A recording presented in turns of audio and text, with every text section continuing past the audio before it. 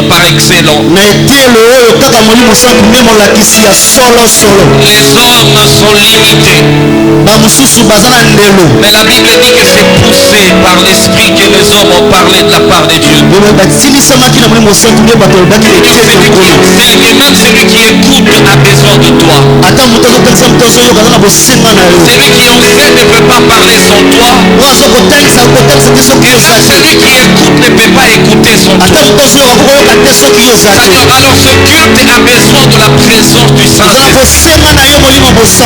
Afin qu'il puisse atteindre son objectif. Seigneur, nous te disons merci. Et nous te bénissons. Parce que tu vas atteindre tes objectifs. Parce que chaque réunion a un objectif bien précis. Au nom de Jésus, nous avons ainsi prié. Amen. On peut battre nos mains pendant que on peut reprendre nos places. Je nous salue tous dans le nom précieux de Jésus. Est-ce qu'on peut aussi se saluer si cela ne nous dérange pas? Salue ton voisin. Est-ce que tu peux lui dire bienvenue dans le corps de la cité?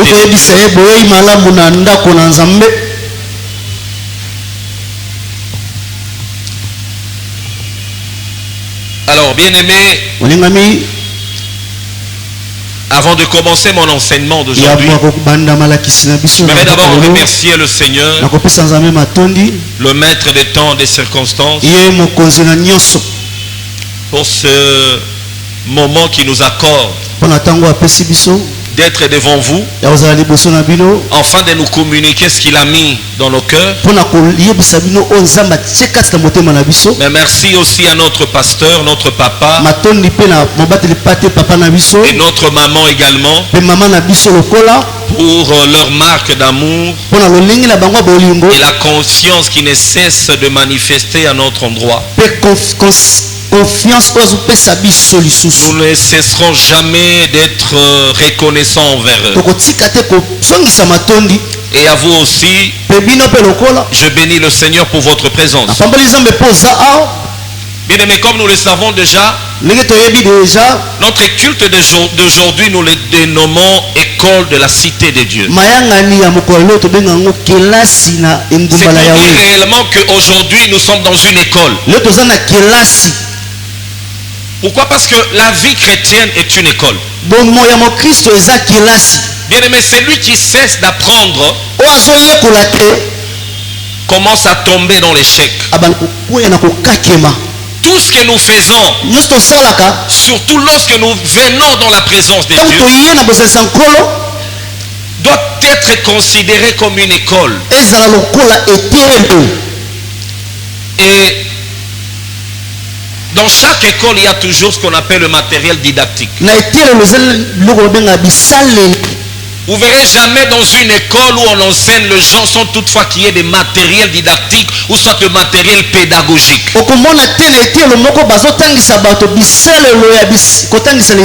Et pour nous ce soir, le premier document dont nous avons besoin pour cette école, c'est la Bible. C'est la Bible. Voilà pourquoi nous appelons cela étude biblique. Donc sans la Bible, ce culte n'a aucune raison d'être. Aujourd'hui, je ne suis pas là pour prêcher, je suis là d'abord pour enseigner. Et pendant que j'enseigne, je ne veux pas m'appuyer sur ce que je connais. J'aimerais que tous ensemble nous puissions découvrir des choses qui sont déjà dans la Bible. Et voilà pourquoi la Bible est d'une importance capitale. Et le Saint-Esprit également, qui est l'enseignant par excellence, est au milieu de nous.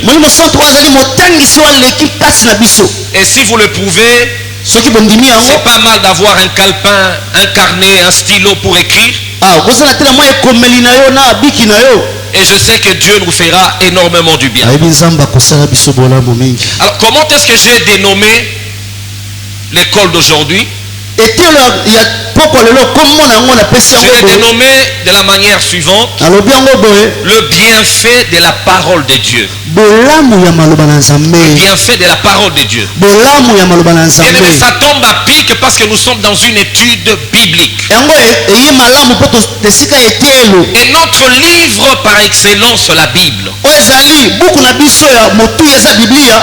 Alors pour ce faire, j'ai beaucoup de passages que je vais nous proposer aujourd'hui.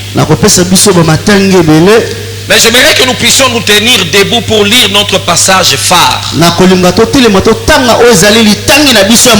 de coutume, nous devons toujours nous mettre debout pour honorer la parole de Dieu. Nous allons lire une parole et le reste nous allons lire au fur et à mesure qu'on va continuer dans notre enseignement. Alors le verset phare, je l'ai tiré dans Hébreux 1 à partir du verset 1 jusqu'au verset 3. Hébreux 1 à partir du verset 1 jusqu'au verset 3. La Bible dit ceci: après avoir autrefois à plusieurs reprises et de plusieurs manières parlé à nos pères par le prophète, Dieu dans ces derniers temps nous a parlé par le Fils qu'il a établi héritier de toutes choses, par lequel il a aussi créé le monde. Amen. Amen. Est-ce qu'on peut se rasseoir?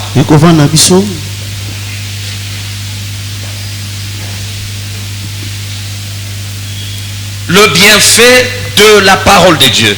Alors si je peux rester un peu dans la définition des concepts, pour que cela puisse très bien nous aider à aller en profondeur dans notre enseignement. D'une manière simple, j'aimerais d'abord définir c'est quoi le bienfait. Bien aimé, dans des termes très simples, le bienfait ne sont que le bien, le grâce ou le faveur que l'on accorde à une personne pour sa sauvegarde, pour son bonheur ou son bien-être. Je reprends: le bien, le grâce, le faveur que l'on peut accorder à une personne pour sa sauvegarde, pour son bonheur et pour son bien-être. Le bienfait que nous accordons à quelqu'un procure à une personne le bien-être. Alors, j'aimerais dire également ceci parlant de bienfait. Bien aimé, le bienfait c'est tout ce qui aide ou qui favorise le bien-être à quelqu'un en lui procurant le bonheur qu'il faut. Cela veut dire dans le bien-être, dans le bienfait plutôt, il y a le bien-être, il y a le bonheur. Il y a même la satisfaction. Alors c'est quoi la parole de Dieu? Bien aimé, je sais que nous connaissons tous ce qu'est la parole de Dieu. Mais j'aimerais juste nous rappeler quelque chose. La parole de Dieu, c'est tout ce qui sort de la bouche de Dieu ou de la pensée de Dieu et qui est communiqué aux hommes sous diverses formes. Lorsque nous lisons bien Job 33, 14, la Bible nous dit ceci: cependant Dieu parle tantôt d'une manière, tantôt d'une autre. Bien aimé dans le Seigneur, Dieu a plusieurs manières de parler à ses enfants. Et ce n'est pas à nous d'imposer Dieu de la manière dont il va nous parler. C'est lui-même qui décide comment parler aux gens. Et cette parole, nous pouvons le recevoir sous différentes formes. Elle peut nous être transmise de façon écrite ou soit sous forme d'oracle proclamé. Ça peut être sous forme d'une révélation que nous recevons dans une vision. Cela veut dire que nous ne pouvons pas cantonner la parole de Dieu sous un seul format. C'est une grosse erreur. Dieu nous parle par sa parole. Dieu peut nous parler aussi par une voix audible. Dieu peut nous parler aussi au travers de prophètes. Et le verset phare qu'on venait de lire tout à l'heure nous dit ceci. Autrefois. Et pendant qu'on parle de l'autre fois, on est en train de parler de l'Ancien Testament. Et puis on nous parle de différentes manières à plusieurs reprises. Dieu nous a parlé par le prophète. Mais dans la nouvelle alliance, il nous parle d'abord par son fils qui est là. Et c'est par ce fils-là qu'il a établi toutes choses, il a créé toutes choses. Bien aimé, ici je ne veux pas dire que nous ne pouvons pas écouter la voix de Dieu au travers de prophètes. Mais la première des choses que nous devons retenir dans la nouvelle alliance, Jésus est le prophète par excellence. Parce que toutes les paroles de l'Ancien Testament s'accomplissent en la personne de Jésus. Cela veut dire que toute personne qui n'a pas la parole en la personne de Christ ne peut même pas écouter la voix de Dieu, même lorsqu'elle passe par un prophète. Et tout prophète qui n'a pas d'abord reçu la parole qui est Christ peut perdre le genre dans sa manière de transmettre les oracles de Dieu. Voilà pourquoi la Bible nous demande dans l'Ancien Testament d'examiner. La Bible nous demande d'examiner les prophéties. Et voir si et seulement si ces prophéties sont en conformité avec la parole. Bien aimé, nous devons toujours examiner les paroles qui viennent de toutes les autres personnes. Et toute prophétie qui a tendance à contredire la parole de Dieu, cette prophétie vient du diable. Bien aimé, toute révélation qui va à l'encontre de la véritable révélation que Dieu nous a transmise, c'est ce qu'on appelle hérésie. Et observez que actuellement dans l'église d'aujourd'hui, bien aimé, que des hérésies. Et curieusement, le peuple de Dieu actuellement, on est habitué à écouter des hérésies. Tout simplement parce que les hérésies sont des choses agréables à l'oreille. Nous sommes en train de nous éloigner de la véritable doctrine de Dieu. Bien aimé, la Bible nous le dit bien. La Bible nous a prévenu très bien. Il arrivera des jours où les gens ne peuvent pas supporter la sainte doctrine. Parce qu'ils auront la démangeaison d'écouter des choses qui sont agréables. Toutes les fois qu'il faut parler bénédiction, toutes les fois qu'il faut parler d'abord voyage, toutes les fois qu'il faut parler d'abord mariage, et même si cela ne cadre pas avec la parole de Dieu. Bien aimé, voyage, bénédiction, le diable peut le donner. Mais en tant qu'enfant de Dieu, le commencement, c'est d'abord la sainteté. C'est d'abord la sainte parole. Voilà pourquoi, bien aimé, nous devons retourner vers la parole de Dieu. Et pour aujourd'hui, nous allons juste nous atteler un peu sur les Écritures. C'est qu'on appelle la Bible. Et également en grec on appelle Logos. Donc nous serons en train juste de décortiquer les bienfaits liés aux Écritures que Dieu nous a laissées. Nous allons décortiquer quelques éléments. Et dans ces éléments-là, nous trouvons des réalités qui peuvent réellement nous permettre de jouir pleinement de la parole de Dieu. Bien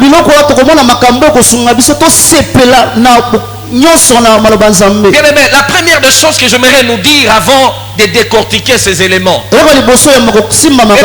Bible ou les Écritures est un sceau établi par Dieu et donné aux hommes comme un socle, comme un pilier, comme un fondement solide qui ne peut pas être ébranlé d'aucune façon. savez, Jésus-Christ a dit que les Écritures ne peuvent jamais être anéanties. Et même Esaïe l'a dit. Bien aimé, tout ce que nous voyons va passer. Mais la parole de Dieu ne passera jamais et jamais. Cette parole demeure éternellement. Pourquoi est-ce que la parole demeure éternellement? Parce que cette parole est attachée à son auteur qui est Dieu. La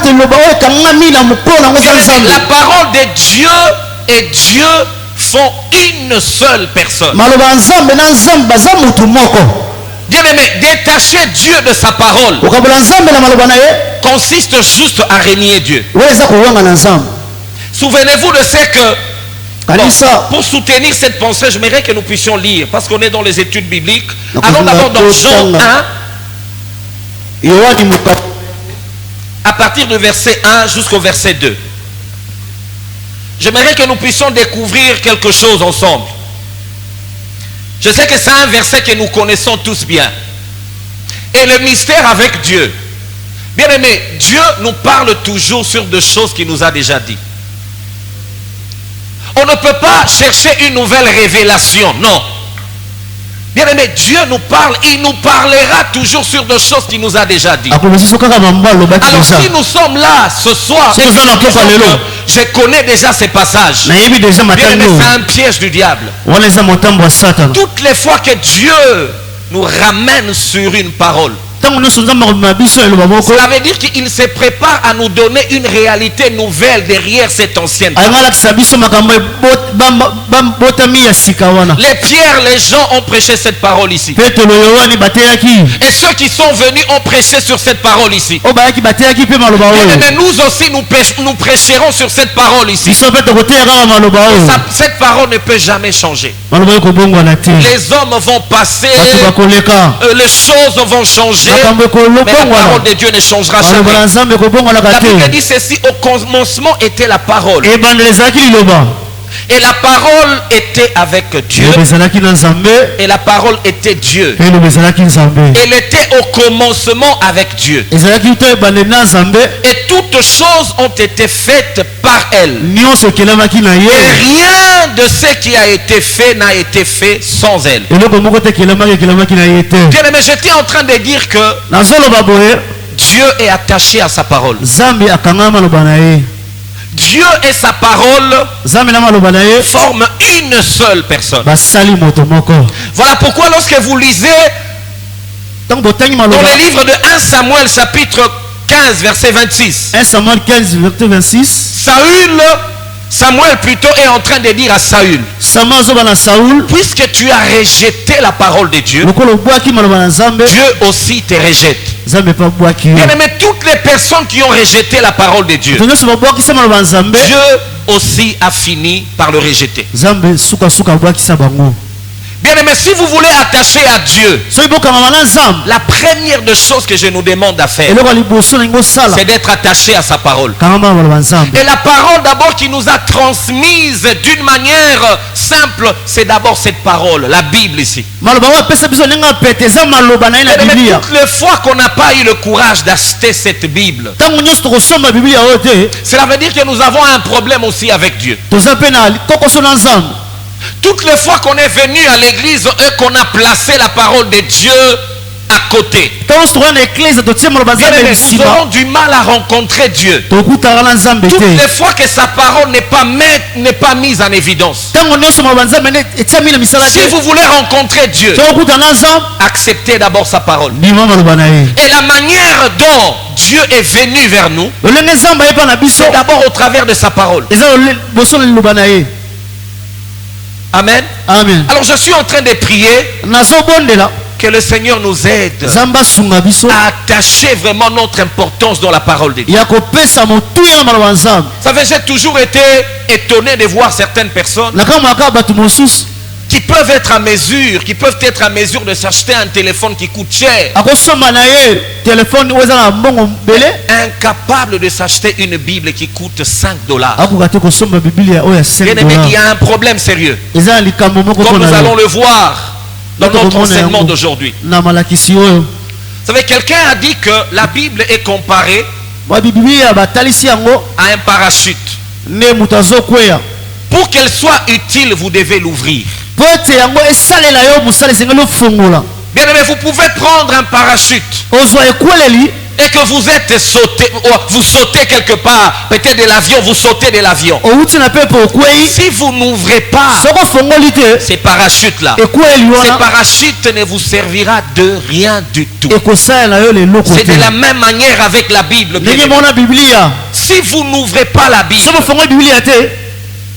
et laissez la Bible œuvrer en vous, vous ne pouvez jamais découvrir le merveille de Dieu qui sont attachés à cette parole.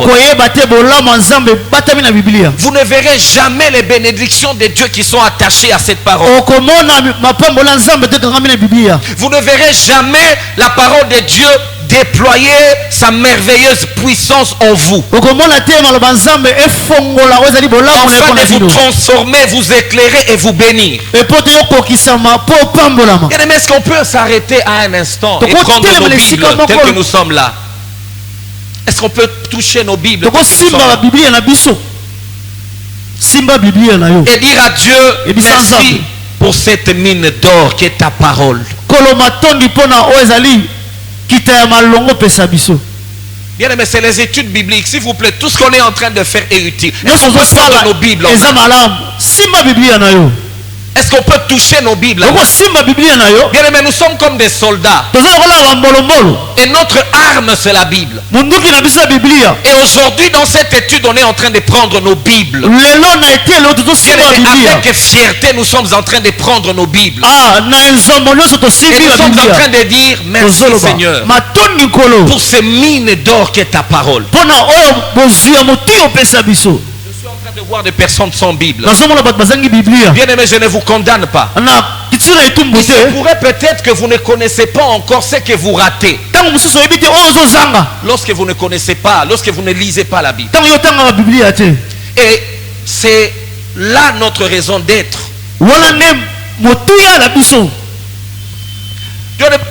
Bien aimé dans le Seigneur, Dieu a des promesses. Pour tous ceux qui prennent l'habitude chaque jour de prendre sa parole, afin de les connaître dans sa parole. Bien aimé, si nous voulons connaître Dieu, la première des choses qu'il faut faire, ce n'est pas aller vers un homme. Vous allez vous tromper de direction. La première des choses qu'il faut faire pour connaître Dieu, c'est chercher sa parole. Qu'est-ce que Dieu a dit sur lui-même? Bien aimé, on ne peut pas étudier Dieu. Dieu est un mystère. Dieu est tellement élevé. Personne ne peut pas maîtriser Dieu.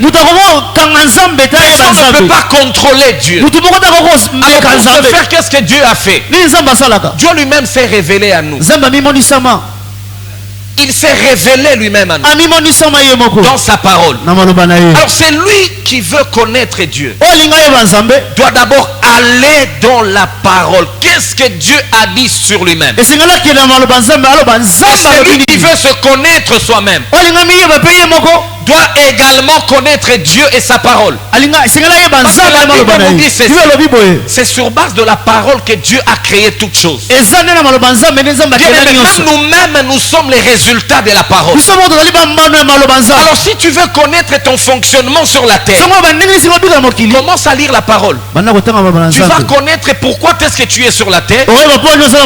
Tu vas connaître d'où tu viens. Et tu sauras où est-ce que tu es en train de partir.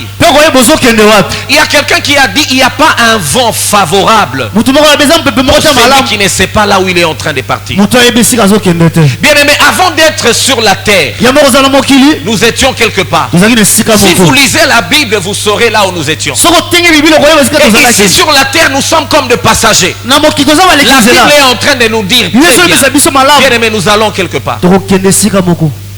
Ici sur la terre, nous sommes là juste pour un petit temps. Mais là où nous sommes en train de partir, bien aimé, nous allons vivre dans l'éternité. Et pourquoi est-ce que nous voulons prendre beaucoup de temps en train de jouir pleinement et complètement de choses qui touchent le monde? Et nous oublions ce qui est fondamental.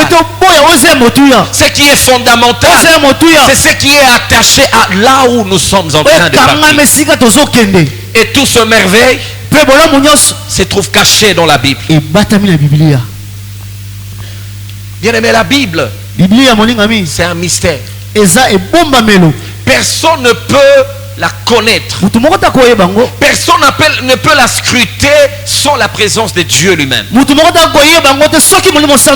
c'est le Saint-Esprit qui est l'auteur de la Bible. C'est lui qui a inspiré les hommes à écrire cette parole. Voilà, tout celui qui s'hasarde de lire la Bible sans le Saint-Esprit sera comme le diable. Parce que le diable connaît très bien les Écritures. Et le diable utilise même les Écritures comme une arme pour détruire les enfants de Dieu. Même actuellement, le diable utilise la même Bible pour détruire les enfants de Dieu. Le diable utilise cette Bible pour nous empêcher de toucher à la grâce de Dieu. Il n'y a pas plus tard qu'avant-hier, j'ai reçu 2 personnes d'une manière successive. Et puis des églises. Des églises de cette grande famille de Philadelphie. Il y a quelqu'un qui m'a appelé pour me dire ceci. Papa, je ne sais pas, j'ai un problème très sérieux. J'ai comme l'impression que dans notre famille, les choses ne marchent pas. Également, ça ne marche pas. Et comme par hasard, il y a un prophète qui m'a appelé. Et ce prophète m'a dit que ta situation change. Tu dois donner une offrande de rachat. Je suis resté calme. Je me suis dit, ça c'est quel évangile? Et après quelques temps, j'ai découvert encore une autre personne qui m'a dit également la même chose. Papa, j'ai un problème sérieux. Et puis je suis allé voir un prophète. Et le prophète me dit, pour que ton problème change, tu dois donner une offrande de rachat. Cet enseignement de donner une offrande de rachat est un enseignement qui vient de diable, basé sur la Bible. Bien aimé, qu'est-ce que l'homme peut payer pour se racheter lui-même? Avec quel argent tu as pour te sauver toi-même? Bien aimé, en dehors du prix que Jésus-Christ a payé, il n'y a pas un autre prix qu'un homme peut payer pour se racheter. Mais la Bible dit que Dieu nous a rachetés par le prix du sang de Jésus-Christ. Et le fait de ne pas comprendre cela, mais le fait de ne pas aller dans la Bible et voir ça, nous serons toujours victimes de prophètes, des malheurs, des faux prophètes. Et puis depuis que tu as commencé à payer l'offrande de rachat, est-ce que tu t'es déjà racheté? Bien aimé, tout celui qui paie l'offrande de rachat est en train de bafouer l'œuvre que Jésus-Christ a accomplie à la croix. Tout celui qui paie l'offrande de rachat est sous la malédiction. Bien aimé, c'est pas moi qui le dis. Lisez la Bible et vous verrez ça. Mais tout ce que nous donnons comme offrande est basé sur ce que Jésus a accompli à la croix. Je dois d'abord avoir la connaissance de ce que Jésus a fait pour moi. Et l'offrande que je donne, c'est juste une manière de dire que tout est accompli dans ma vie. Parce que le tout est accompli, c'est en la personne de Jésus. Lorsque je crois en Jésus, je crois également à tout ce que Dieu a fait dans l'humanité par Jésus-Christ. Bien aimé, voilà pourquoi il y a des tromperies actuellement. Parce que nous ne voulons pas simplement nous arrêter et lire la parole de Dieu. J'ai vu des personnes courir par-ci par-là en train de chercher des prophètes. Prophète, qu'est-ce que Dieu a dit dans ma vie? Papa, est-ce que tu peux prier pour moi? Bien aimé, c'est rare de voir de nos jours un chrétien qui est malade Une personne qui traverse des moments difficiles dans la famille. Et aller voir le pasteur et lui dire, pasteur, montre-moi dans la Bible là où Dieu a dit qu'il m'a déjà guéri. Montre-moi dans la Bible où Dieu a dit que je suis déjà béni. Tu es déjà béni. Ce que tu as à faire, c'est aller dans la parole de Dieu et découvrir ce qui confirme ta bénédiction. Tu seras en train de célébrer le Seigneur. Ma prière est que Dieu nous aide, enfin qu'il nous ouvre les yeux pour que nous puissions contempler le merveille de sa loi. Et avant de continuer, j'aimerais que nous puissions faire cette prière que David a fait. Cette prière se trouve dans Psaume 119, le verset 28. Mais lorsque j'ai appris à méditer la parole de Dieu, je me suis appuyé sur ce passage de David. Mais parce qu'avant, toutes les fois que je lisais la Bible, je ne comprenais absolument rien. Et la Bible était pour moi comme un somnifère. Lorsque simplement je cherche le sommeil, je chercherai la Bible. Où est la Bible? Et dès que simplement je prends la Bible, et puis à cette époque-là, je pouvais simplement lire au hasard. Fico, j'ouvre là et je commence à lire. Et il me suffit juste de lire automatiquement, le sommeil. Je pense qu'au milieu de nous, il y a des personnes qui traversent aussi cela. Bien aimé, c'est un piège du diable. Voilà pourquoi, si vous êtes dans le même cas, pendant que Dieu nous exhorte à rester dans les Écritures, dans la Bible, mais moi aussi j'ai encore besoin de ça. J'aimerais qu'ensemble nous puissions faire cette prière de David. Dans Psaume 119, le verset 28, David dit ceci: ouvre mes yeux pour que je puisse contempler le merveille de ta loi. Ouvre mes yeux pour que je puisse contempler le bienfait de ta parole. On ne parle pas de contempler. On ne parle pas d'une information qui vient d'une autre personne. On parle de ce que toi-même tu es en train de voir. Bien aimé, on ne connaît pas Dieu par des informations. On doit connaître Dieu par une révélation, par une contemplation. Alors il serait mieux que toi-même tu puisses t'arrêter, que tu puisses plonger ton regard dans cette parole, afin de voir le merveille qui sont attachés à cette parole. Et cette capacité vient de Dieu lui-même. Est-ce que quelqu'un peut dire à Dieu: ouvre mes yeux pour que je contemple le bienfait de ta parole? Et est-ce qu'on peut faire cette prière? Dis à Dieu cela: ouvre mes yeux pour que je contemple le merveille derrière ta parole. Ouvre mes yeux pour que je contemple le bienfait attaché à ta parole. Ce que je suis en train de chercher de gauche à droite, tu me les as déjà donnés dans ta parole. Aide-moi à découvrir cela. Amen. Bien aimé, vous savez quoi? Il nous arrive de chercher des choses que nous avons déjà. Il nous arrive de courir derrière des choses que nous avons déjà. Bien aimé, la Bible nous dit qu'en Christ, qui est la parole, nous avons tout. Tout est établi sur base de la parole de Dieu. C'est la parole de Dieu qui a créé tout. Et cette parole s'est faite chair. Et Dieu nous a envoyé sa parole. Bien, tout celui qui accepte cette parole et qui se décide de vivre dans cette parole, en réalité il a tout avec lui. Mais curieusement, nous le chrétien aujourd'hui, nous nous mettons à la recherche des choses que nous avons déjà. J'aimerais illustrer cela par un exemple. Je me rappelle bien, on avait un petit chat très mignon qui avait une queue extraordinaire. Et le chat lui-même était même en train d'apprécier sa queue.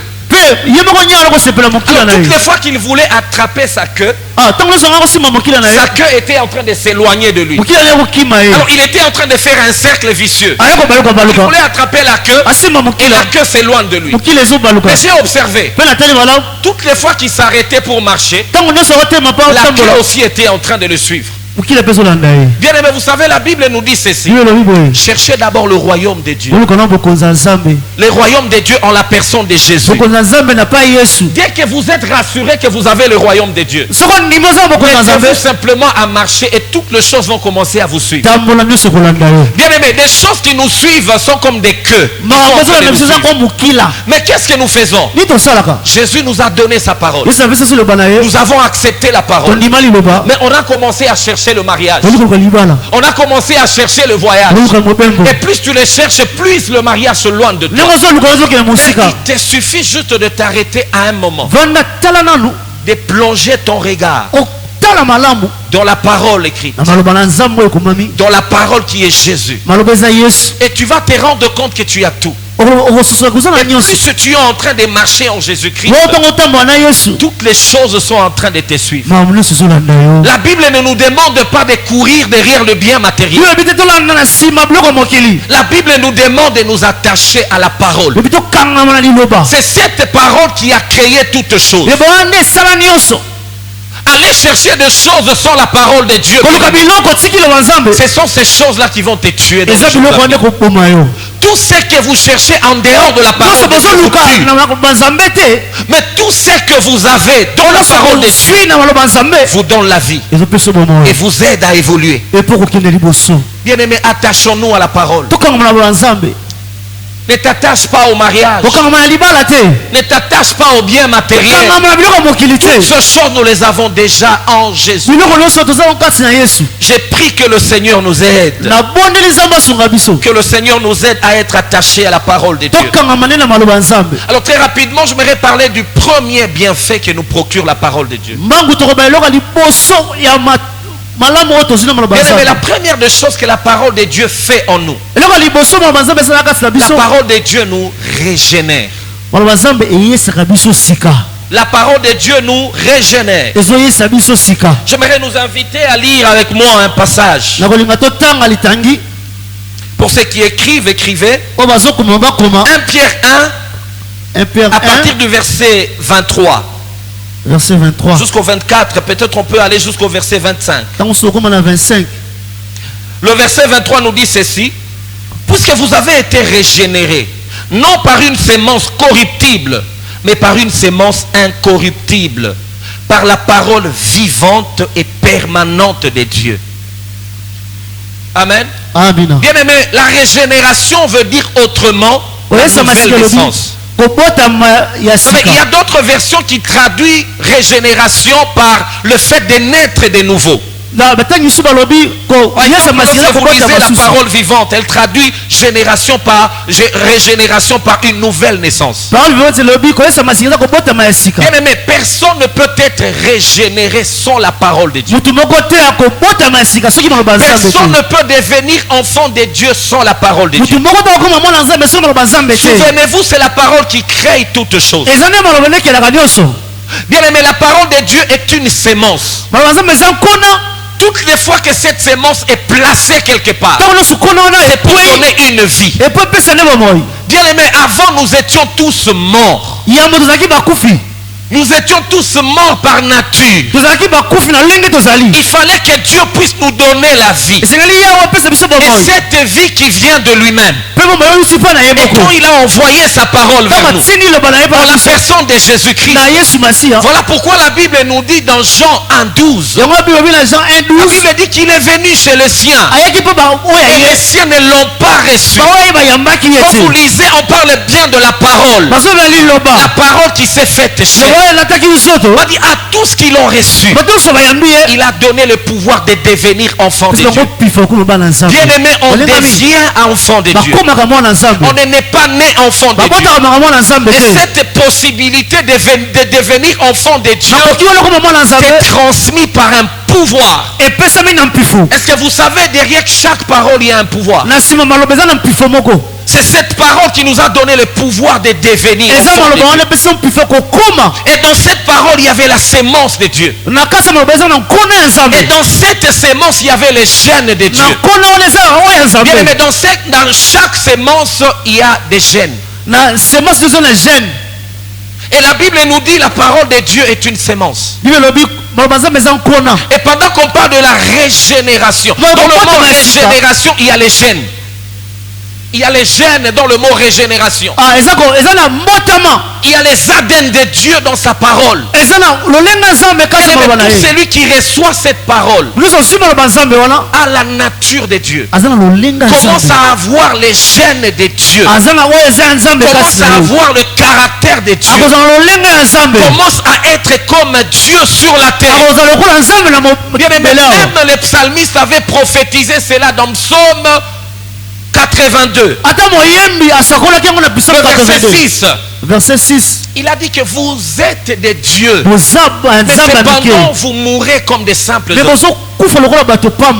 Il y a des personnes qui ont traduit cela disant que non, on n'est pas des dieux, mais nous appartenons à Dieu. Non, bien aimé, ce passage veut dire qu'on est des dieux. Alors si nous poursuivons notre lecture, nous verrons que la Bible nous dit ceci. Au travers de cette parole qui a été annoncée aux hommes, cette parole a fait de nous des dieux. Donc, toute personne qui a reçu cette parole est devenue Dieu par nature. Parce que la parole de Dieu est une sémence, comme je l'ai dit. Et dans chaque sémence, il y a des gènes. Et quand il y a les gènes ne peuvent que reproduire selon son espèce. Bien aimé, vous devez savoir que vous êtes enfant de Dieu. Vous êtes Dieu par le simple fait que vous avez reçu la parole. À partir de maintenant, nous devons ancrer cela dans notre tête. Bien aimé, s'il vous plaît. Si nous recevons la vie de Dieu, si nous recevons la sémence de Dieu, nous devons marcher comme Dieu a marché en la personne de Jésus. Nous devons agir comme Dieu a marché en la personne de Jésus. Nous devons avoir la pensée de Dieu en la manière de Jésus. Si nous marchons selon des hommes, nous allons mourir comme des hommes. Si nous réfléchissons comme des hommes, bien aimé, nous mourrons comme des hommes.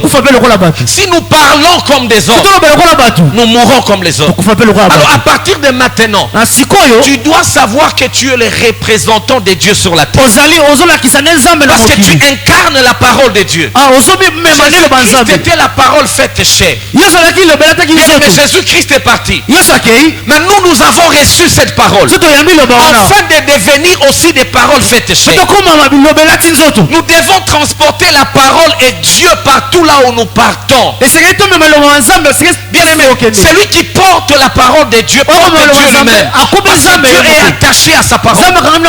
Jésus pouvait dire un jour, si vous m'aimez en réalité, portez mes paroles, gardez mes paroles en vous, et moi aussi je vais demeurer en vous. Si vous voulez que Dieu demeure en vous, mais demeurez dans sa parole. Faites un effort que cette parole demeure en vous. Mais faites un effort de devenir une Bible ambulante. Faites un effort de devenir une parole faite chair. La parole de Dieu ne peut pas s'accomplir sur la terre si cela ne passe pas par un être humain. Mais tu dois savoir que tu es l'accomplissement de la parole de Dieu. Il y a des gens qui ne me croient pas. Mais je vous dis la vérité, tu es l'accomplissement de la parole sur la terre. Comme Jésus aussi était l'accomplissement de la parole sur la terre. Jésus est parti et il t'a laissé la même mission. Il faudrait que quand tu arrives avec une parole de Dieu quelque part, bien aimé, sois le porteur d'une bonne nouvelle quelque part. Tu arrives dans un endroit, dans une famille où le ténèbre est en train de ravager les gens. Mais tu dois être porteur d'une parole. Et quand tu arrives, tu annonces cette parole dans cette famille. Et puis tu leur dis, aussi longtemps que je suis là, les paroles des Écritures s'accomplissent maintenant. Ça s'accomplit parce que toi tu es là.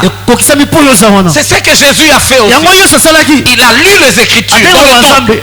Il a dit cette parole vient de s'accomplir maintenant. La parole ne pouvait pas s'accomplir si Jésus-Christ n'était pas devenu chair.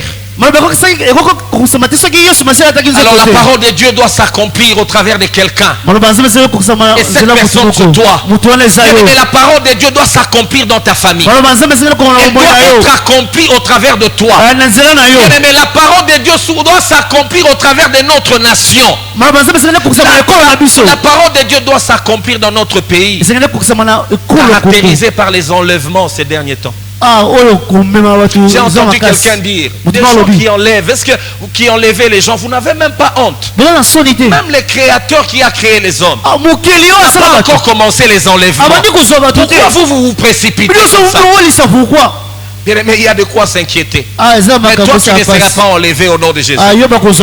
Pour nous, les chrétiens, le temps de l'enlèvement, ce n'est pas maintenant. Alors aucun homme ne peut nous enlever. La seule personne qui doit nous enlever, c'est celui qui est allé nous préparer une place au ciel. Alors toi, tu ne seras pas enlevé au nom de Jésus. Bien aimé, c'est aussi la parole de Dieu et elle s'accomplit. Il y a certaines personnes qui sont qu'on ne peut pas toucher. Même les personnes qui t'enlèvent, elles se rendent compte qu'ils sont enlevés parce qu'ils t'ont enlevé. Amen. Amina. Donc je parlais de la régénération. La deuxième des choses, la croissance. La parole de Dieu produit en nous la croissance. Pendant que je parle de la croissance, je parle de la maturité. Mais souvenez-vous que la parole de Dieu est une sémence qui amène une vie en nous. Mais cela ne s'arrête pas là. Toute vie, qu'importe sa nature, est soumise au principe de la croissance et de la maturité. Bien aimé, tout ce qui ne se développe pas, tout ce qui ne passe pas par la croissance finira par s'étouffer. Bien aimé, c'est ainsi que beaucoup d'enfants de Dieu qui ont reçu cette vie en la personne de la parole de Dieu ont vu cette vie ne pas mourir en eux. À cause de quoi? Faute de la croissance. Et pour qu'il y ait croissance, vous devez vous mettre dans un régime bien déterminé pour grandir. Regardez très bien, même lorsqu'un enfant est né. Bien aimé, on doit soumettre cet enfant à un régime bien approprié pour sa croissance. Et le premier régime qu'on donne à cet enfant, c'est la réalité attachée à sa maman qui est la source de sa naissance. Un enfant qui se sépare de sa maman n'a pas une longue vie. Un enfant de Dieu qui se sépare de la parole de Dieu n'a pas une longue vie. Bien, mais c'est ainsi que beaucoup d'enfants de Dieu sont dans la présence de Dieu mais mourant déjà. Alors lorsque nous lisons la parole de Dieu dans 1 Pierre 2:2, 2:2,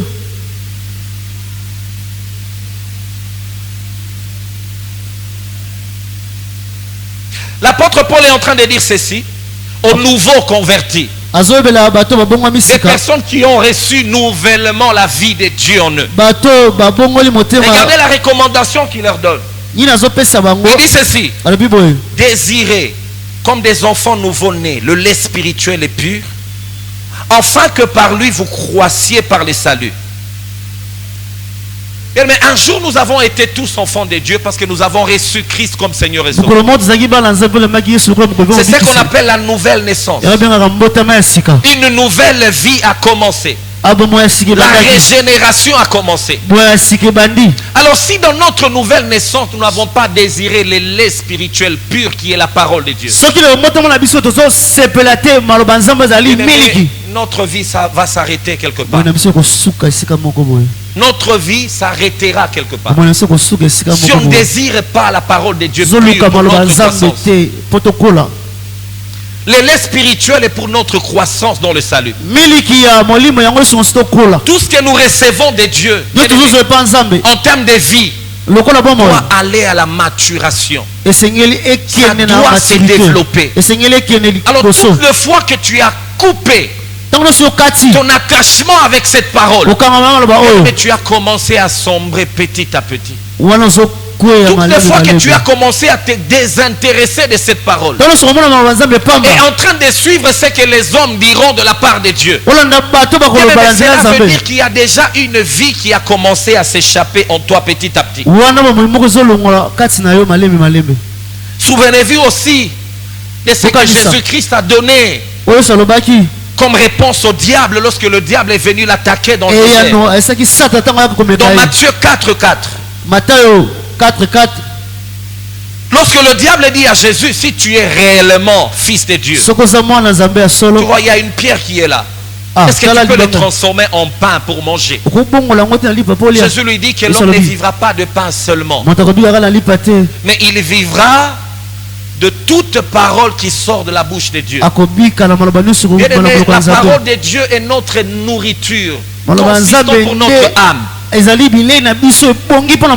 Jésus-Christ n'a pas dit au diable que l'homme ne peut pas vivre de la nourriture, non. Il a dit qu'au-delà du fait que l'homme vit de la nourriture pour son corps, de la même manière qu'il doit dépendre de la parole de Dieu pour sa croissance, pour son développement spirituel. Bien aimé, réalisez un peu.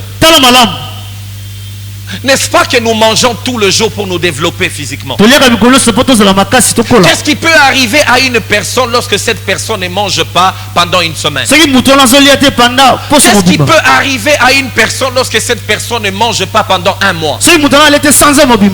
Et si vous avez mangé tout le jour, sachez que vous devez aussi manger la parole de Dieu de cette manière-là pour avoir la santé que vous avez. Malheureusement, il y a des personnes qui nourrissent leur corps. Le matin, un bon repas. À midi, un bon repas. Le soir, un bon repas. Alors que ton âme, ton véritable toi intérieur est en train de réclamer quelque chose. Et tu t'imagines si tu as fait un mois sans manger la parole de Dieu. Ta santé est comparable à celui qui a fait un mois sans manger. Et il y a des personnes qui sont mortes parce qu'ils ont fait un mois sans manger. Cela veut dire qu'il y a d'autres personnes ici qui sont mortes.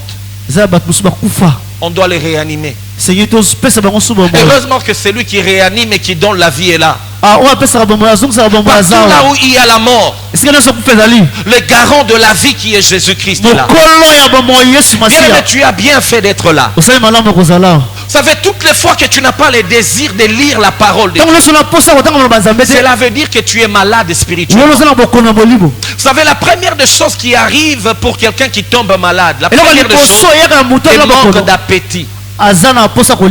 Même chez les médecins qui sont là, quand tu vas, pour qu'on puisse dire que tu as la malaria, on va te dire, manque d'appétit, oui, c'est un signe de la malaria. Ce sont des symptômes de quelqu'un qui souffre. Donc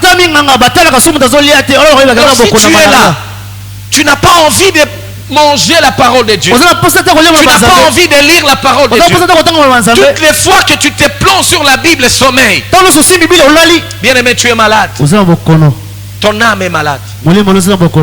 Heureusement que le médecin par excellence est là. Celui qui est capable de guérir âme, corps et esprit est là. Alors aujourd'hui, il peut te guérir pour que tu commences à manger convenablement. Et puis ce qui est bizarre, quelqu'un qui a fait un long moment sans manger, lorsque vous lui présentez de la nourriture, il a du mal à manger. Quand vous lui présentez de la nourriture, il a du mal à manger. Parce qu'il a fait un long moment sans manger. Le fait que tu n'arrives pas à très bien digérer la parole de Dieu, c'est une preuve que tu as commencé à renvoyer cette parole. C'est une preuve que tu es en train de te détacher de ta véritable nature en tant qu'enfant de Dieu. La preuve en est que tu es venu à l'église avec tout sauf la Bible et la parole de Dieu. Bien aimé, cela cache une maladie. S'il y a quelque chose que je ne peux jamais oublier quand je viens dans la présence de Dieu, la parole de Dieu ne peut pas remplacer quelque chose. Bien aimé, on ne peut pas remplacer la parole de Dieu par la prière. Et vous savez, pour notre croissance spirituelle, notre croissance physique d'abord, on a besoin de la nourriture, mais on a aussi besoin de l'eau. Celui qui mange simplement sans boire de l'eau a des problèmes. Tu auras des problèmes de constipation. Et celui qui mange la parole de Dieu et qui n'associe pas la prière comme de l'eau aura des problèmes sérieux. Et c'est lui qui s'attache simplement à la prière en train de biso ezakaka maombi. Bien aimé, vous avez déjà vu quelqu'un se rassasier par de l'eau? À force de boire beaucoup d'eau, tu risques de te tuer. J'ai vu quelqu'un boire beaucoup d'eau jusqu'à ce que l'eau l'a tué. Même si on dit l'eau c'est la vie, il y a des personnes qui disent l'eau c'est la vie. L'eau c'est la vie, n'est-ce pas? Va un peu te jeter au lac si tu vas vivre. Même l'eau là peut te tuer. Alors il y a des personnes tout le jour maombi, tout le jour maombi. Aujourd'hui l'église est caractérisée par des personnes qui n'aiment pas les études bibliques et qui aiment la prière. L'autre fois, on était en train, avec les jeunes, essayer un peu d'étudier cela. Pourquoi est-ce que des personnes aiment beaucoup plus la prière et ils n'aiment pas la parole de Dieu? La Bible dit que tout est soutenu par la parole de Dieu, même la prière. Une prière qui n'est pas soutenue par la parole de Dieu ne mérite pas d'être exaucée par Dieu. Dieu n'est pas surpris par ce que nous lui disons. Dieu est surpris toutes les fois que nous disons ce qu'il a dit dans sa parole. Et même notre manière de prier est définie là dans la parole. Bien aimé, vous ne pouvez pas impressionner Dieu par votre manière de prier. Alors nous devons prier. Nous devons lire la parole de Dieu. Et entre la parole de Dieu et la prière, qu'est-ce qui doit être en grande quantité? Entre la nourriture et de l'eau, qu'est-ce qui doit être en grande quantité? Quoi? La nourriture. Même si on peut boire de l'eau à tout moment, mais la nourriture on ne le prend pas à tout moment. On le prend selon un programme bien déterminé. Je dois prendre d'abord mon petit déjeuner. À midi, je dois manger. Et le soir, avant de dormir, je dois manger. Mais l'eau, je peux la prendre à tout moment. Voilà pourquoi la Bible nous dit prier sans cesse. Dans l'eau, je la prends. Je suis quelque part, je prends de l'eau. Je peux marcher même avec de l'eau. Vous ne verrez jamais quelqu'un en train de marcher avec les foufous quelque part. Jamais. Mais pour manger, vous avez besoin de vous asseoir. Pour lire la Bible, vous devez vous asseoir. Pour boire de l'eau, vous n'avez pas besoin de vous asseoir. Voilà, je peux prier partout. Je peux prier partout. Dans l'avion, je peux prier partout. Mais pour manger, vous avez besoin de vous asseoir. Si vous ne vous asseyez pas pour manger, la nourriture que vous êtes en train de manger risque de vous causer des problèmes. Si on ne s'assoit pas pour méditer la parole de Dieu, cette parole de Dieu risque d'être un problème pour vous. Mais s'il vous plaît, je nous en supplie, église, j'aimerais que nous soyons bâtis sur le fondement de la parole de Dieu. J'aimerais que toutes les fois que nous recevons une parole, même qui passe par moi qui vous parle, j'aimerais que vous puissiez être comme le chrétien de Béret, qui recevait la parole et qui vérifiait dans la Bible. Est-ce que c'est que cet homme est en train de nous dire est conforme à la parole de Dieu? Bien, mais si ce que je vous dis n'est pas conforme à la parole de Dieu, vous n'avez pas le droit de recevoir. Si ce que les prophètes nous donnent comme prophétie n'est pas en conformité avec la parole de Dieu, nous ne pouvons pas l'accepter. Nous devons le rejeter. Toute parole venant d'un homme doit être examinée. Amen. Nous devons examiner, rejeter ce qui vient d'un homme et accepter ce qui vient de Dieu. Amen. Nous devons grandir. Pourquoi? Parce que dans Galates 4:1, L'apôtre Paul est en train de nous dire ceci. C'est par là que je vais finir. Si Dieu nous fait grâce, on peut continuer cet enseignement un autre jour. Il y a d'autres points que je n'ai pas encore développés. Bien aimé, l'apôtre Paul est en train de nous dire dans Galates 4 chapitre 1. Galates 4 chapitre 1. Il dit ceci. Aussi longtemps que l'héritier est un enfant, il ne diffère en rien d'un esclave, quoi qu'il soit le maître de toutes choses. N'oubliez pas que nous sommes héritiers de Dieu, co-héritiers avec le Christ. Tout ce qui est dans ce monde appartient à notre Dieu. Bien aimé, nous devons hériter de tout ce que Dieu a assis sur cette terre. Nous devons même vivre cela. Mais qu'est-ce qui arrive? Pourquoi est-ce que nous ne vivons pas cela? Parce que lorsque nous sommes en train de grandir, Dieu nous a déjà réservé toutes choses. Mais aussi longtemps qu'on n'est pas encore mature, les bénédictions de Dieu peuvent nous tuer. Vous savez, je peux être là. Tout ce qui appartient à ma fille, tout ce qui m'appartient plutôt, appartient à ma fille. Mais ce n'est pas parce que ma fille insiste que je lui donne un véhicule que je peux lui donner. Aussi longtemps qu'elle n'a pas encore atteint la maturité, ce véhicule va les tuer. Vous savez, il y a certaines personnes qui sont encore pauvres. Pas parce qu'ils sont pauvres. Ils sont riches. Mais ils n'ont pas juste encore atteint la maturité. Et Dieu attendra que tu puisses atteindre la maturité pour qu'il te donne tout avec toi. Bien aimé, Dieu ne se précipite pas comme le diable te donner les choses. Dieu veut d'abord que tu puisses avoir la maturité. Et une bénédiction dont la maturité ne peut pas te perdre. Vous savez, il y a des personnes qui se sont perdues parce que Dieu les a bénis. Il y a des personnes qui se sont perdues parce que Dieu a ouvert une porte quelque part. Alors si Dieu ne veut pas d'abord te bénir, il ne faut pas voir les sorciers par-ci par-là. Il ne faut pas commencer à voir c'est notre tante qui est au village. Rien à voir avec la tante. Des fois nous devons laisser les tantes tranquilles. Mais des fois ça n'a même rien à voir avec les démons. Et d'ailleurs même les démons eux-mêmes sont surpris, en train de dire à Dieu, cette fois-ci c'est pas moi, c'est son immaturité. Bien aimé, plus nous grandissons, plus nous connaissons. Et lorsque nous connaissons, il y a d'autres prières que nous ne ferons jamais. Il y a une différence entre prier et réclamer. Tout enfant de Dieu ne supplie pas son père de lui donner des choses qui lui appartiennent déjà.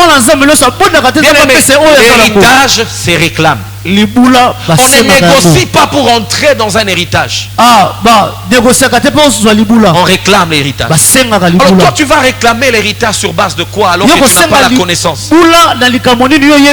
C'est là que le diable en profite pour nous maintenir dans l'esclavage. Dieu nous a sortis de l'esclavage afin que nous puissions être son héritier. Mais aussi longtemps qu'on n'a pas la connaissance de ses serfs, on sera toujours comme des esclaves. Des esclaves toujours.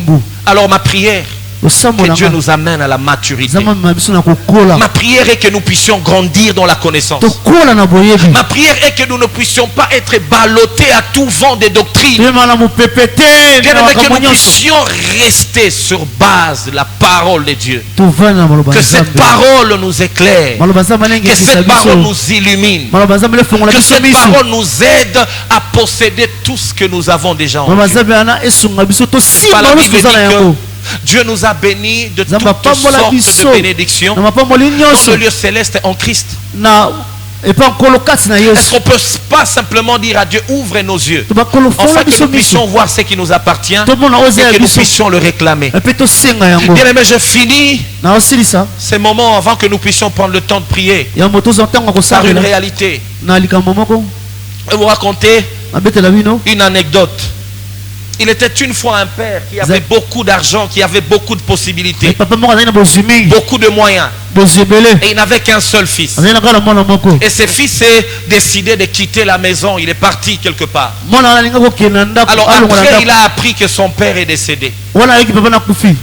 Alors, Le fils savait déjà qu'il était héritier de tout le bien de son père. Alors qu'est-ce que le père a fait avant de mourir? Il a rédigé un testament.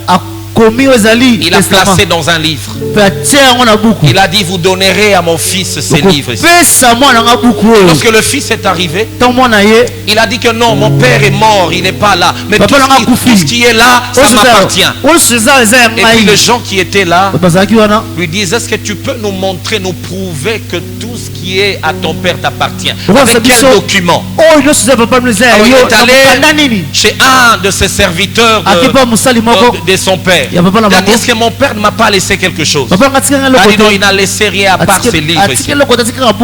Et ses fils a pris ses livres. Il a dit, est-ce que mon père s'est décidé simplement de me laisser ses livres? Il a regretté. Il a pris comme je n'ai rien pour prouver que tout m'appartient. Alors mais il est parti avec ses livres. Et il a fait des années dans la souffrance. Alors, il y avait un héritage qu'il attendait quelque part. Il manquait à manger. Il a souffert complètement. Jusqu'à ce qu'à un moment il s'est arrêté pour réfléchir. Bien aimé, toutes les fois que vous voyez des souffrances se répéter dans d'autres vies, arrêtez-vous et réfléchissez. C'est quand il a commencé à réfléchir qu'il a pris la résolution d'ouvrir les livres. Et pendant qu'il était en train de lire dans le livre, il a réalisé, il a vu de paroles où on était en train de lui dire que tout le bien là l'appartenait. Il a juste pris ces documents, il a dit voilà ce que mon père a dit. C'est alors qu'il est entré dans l'héritage de tout ce que son père l'a laissé. Bien aimé, on dit aussi qu'on est héritier de Dieu. Et Dieu a pris les testaments, il les a placés ici. Voilà pourquoi on appelle Ancien Nouveau Testament. C'est ça le testament. Alors sur base de quoi vous réclamez le mariage?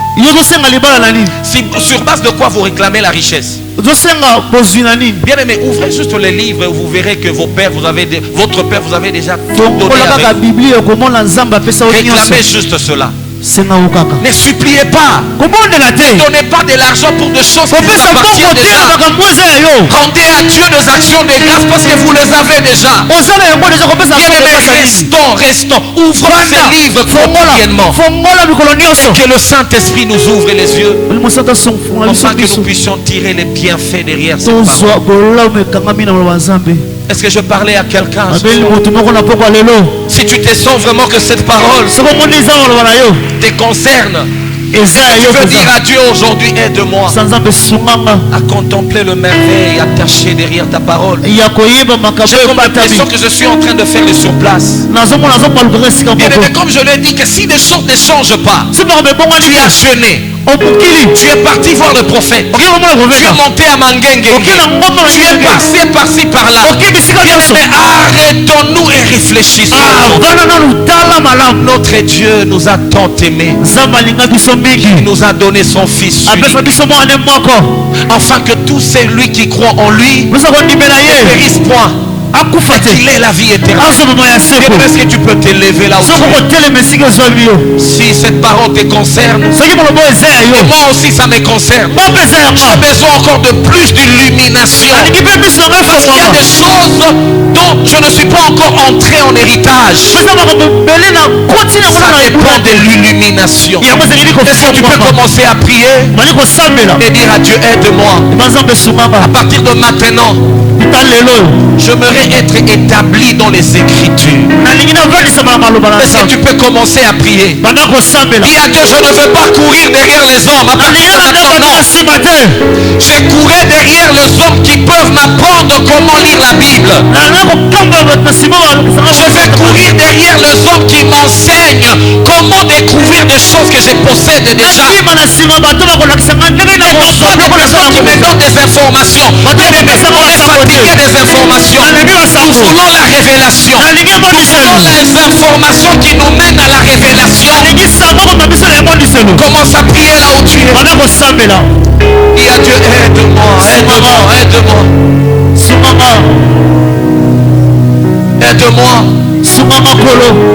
Bien aimé, si tu avais une certaine faiblesse, comme moi à l'époque, Toutes les fois que tu veux lire la Bible, il y a un sommeil. Je veux que tu avances. Avance. Aujourd'hui, Dieu va régler cette affaire. Si toutes les fois que tu prends la Bible, tu sens comme il y a un sommeil qui te avance. Il se pourrait peut-être que tu n'as pas la vie. Mais Dieu veut te redonner la vie aussi. Peut-être tu n'as pas l'appétit de lire la parole de Dieu. C'est un signe que tu es malade. Avance. Dieu te connaît très bien. Dieu a un plan merveilleux pour toi. Dieu a des choses qu'il veut que tu puisses découvrir dans sa parole. Et le diable est un menteur. Mais si tu n'as pas un goût de lire la parole de Dieu, je vais inviter le berger Rudy. Il y a des personnes qui doivent avancer encore. Je parle de toute personne qui n'a pas le courage de lire la Bible. Depuis un temps, tu n'as pas envie de lire. Avance, bien-aimé. Il ne faut pas avoir honte. C'est pour toi que cette parole a été annoncée. Toutes les fois que tu lis la Bible, tu ne retiens rien du tout. Mais tu as besoin que Dieu t'ouvre les yeux. Afin que tu puisses jouir pleinement. J'aimerais qu'avant d'aller au ciel, tu te rendre compte que tu as joui complètement de toutes tes bénédictions. Et cela passera par la méditation de la parole de Dieu. Avance, le berger Ridi va prier pour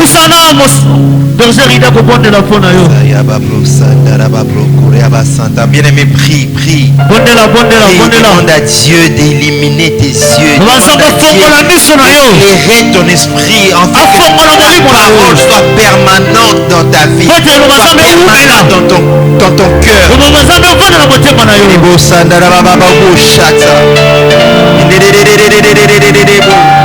Mais la Bible déclare, il envoya sa parole, guérit. Mais parfois la guérison passe rien que par la réception de la parole. Ce soir, je vois que quelqu'un est en train d'être guéri dans son esprit, dans son cœur, à cause de cette parole.